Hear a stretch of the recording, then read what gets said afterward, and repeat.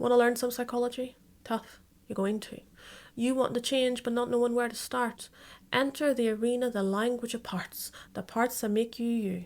And enter into this, the most important player, the steady captain. We love talking about these things in therapy because what it does is it slows it all down in your head and allows you to think about what part's talking to what other part. What is self-criticism saying to the anxious part of you, and then what is anxiety trying to do to save itself from the anxious part? Enter the steady captain. The part of you that is the antithesis of the critical part. The part of you that is calm, resilient, light, playful, curious, and most importantly, empathic, kind. It has these qualities, and its job is to provide a different narrative to the anxious part. Instead of gearing it up and saying more, you need to do more, it says, I got it, give that stress to me, I'm going to handle this.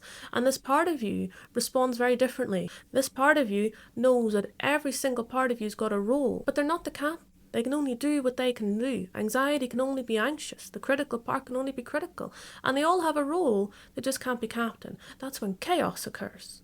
The role of the steady captain in yourself is to really think about what these parts need and find a way to give it to them so they calm down, so they back off, essentially. And this is one of the trickiest things for people to build. But if you want to find a path to contentment, a path to happiness, quite often building safety within your head is step number one, and it is the hardest step. And one of the best ways I land on in order to help people do this is to lend you my steady captain. When you watch my videos, that's what you see in me. It is one of the trickiest things to build, but it is one of the most powerful ways I've landed on to build safety within your head, to build a different way of narrating things. And once you can do that, wow, the world is your oyster.